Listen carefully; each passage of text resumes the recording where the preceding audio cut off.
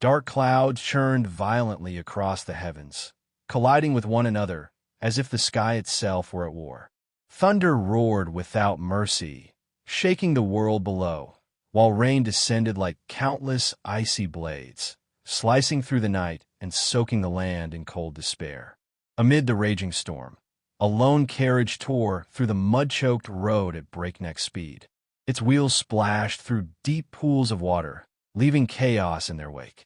Surrounding it were several mysterious figures clad entirely in black robes.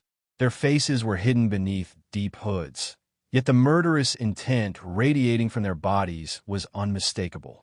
Without a word or warning, they launched their attack, driven by a single purpose: to end the life of the one inside the carriage. Within the narrow, swaying interior, a noble lady lay trembling. Though the rain outside was freezing, her body was drenched in sweat. Her face was pale, lips quivering as she struggled to breathe. She was on the verge of childbirth. Each violent contraction sent waves of agony through her body, forcing shallow, broken gasps from her throat. Beside her, a servant knelt in terror, his hands shaking as he tried to steady her. Panic was etched deeply into his face. Leaning forward toward the front of the carriage, he shouted over the storm, "Driver, the lady can't hold on any longer." At the reins sat a man whose expression remained unwavering despite the chaos around them. His name was Helia. Rain lashed against his face, yet his eyes burned with calm resolve. He tightened his grip on the reins and answered firmly, "Endure a little longer. This moment was destined for the child. The master has already made the necessary preparations." Before his words could fully sink in, the very air around them began to tremble. Boom! Several blazing fireballs burst forth from the darkness, streaking through the rain like falling stars. They slammed violently into the black-cloaked attackers.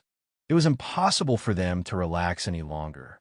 Time pressed down on them like an unseen blade, and waiting even a moment more could mean death.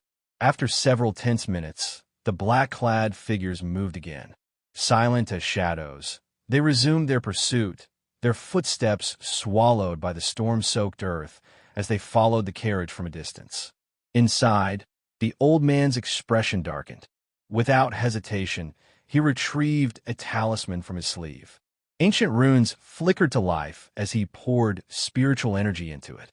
Wisps of gray smoke seeped into the air, thickening rapidly until it swallowed the carriage whole.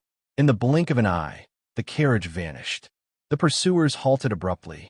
Confusion rippled through the group as the carriage seemed to scatter in all directions at once. Its presence fractured like a shattered reflection. Murmurs rose among them, sharp and uneasy. What technique is this? An illusion or spatial displacement? Unable to determine the truth, they made a swift decision. Splitting into two groups, they charged off in separate directions, each convinced they had chosen the correct path. Moments later, the smoke dispersed. The carriage reappeared, exactly where it had vanished. Inside, the old man exhaled slowly, his shoulders sagging for the briefest instant. Sweat beaded on his brow, but his eyes remained sharp. "It's almost time," he muttered.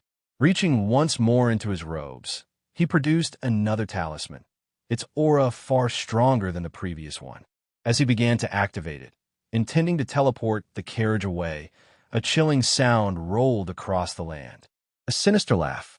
It echoed from all directions, seeping into the air like poison, sending a cold shiver through the surroundings.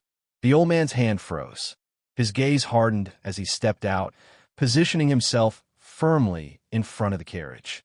The storm seemed to quiet around him, as if even nature dared not interfere.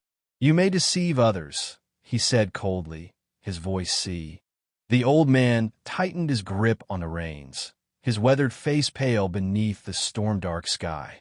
Without turning back, he spoke in a trembling yet steady voice. "Cultivator," he said, "since you possess such overwhelming power, why must you kill us? We are nothing more than ordinary people." The cultivator stood in the air, his robes fluttering as if stirred by an unseen force. He studied the old man for a brief moment, his eyes devoid of emotion. Then he replied calmly, his voice cold and detached. I have no desire to kill you. However, an order has been given. People like us do not question commands. We only execute them.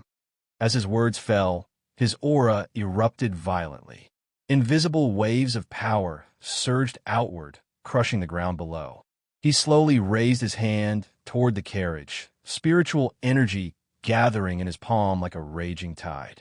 In that instant, the old man slammed his palm against the talisman hidden beneath his sleeve. A flash of light burst forth as he shouted, "Be careful!" Inside the carriage, a servant immediately bowed, his expression grave yet respectful. "Revered one," he said urgently, "the young lady's labor has begun. We cannot delay any longer." The old man nodded sharply. "I understand." Before they could move, an overwhelming pressure descended from the heavens. The earth groaned as the carriage was forced to a sudden halt. Above them, the air distorted, forming a colossal hand-shaped imprint that slammed downward with terrifying force, intent on crushing everything beneath it. At that very moment, a piercing cry echoed from within the carriage, the cry of a newborn child. The sound rang through the world like a divine proclamation. For several heartbeats, time itself seemed to freeze. The wind stilled. The rain hung motionless in the air.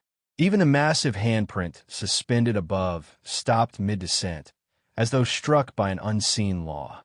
Then, in a blinding flash of light, the pressure shattered.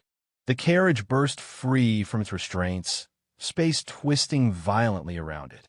In the blink of an eye, it vanished without leaving behind even a trace, as if it had never existed at all. The cultivator's expression finally changed, his eyes narrowing as he stared at the empty sky, an inexplicable unease stirring deep within his heart.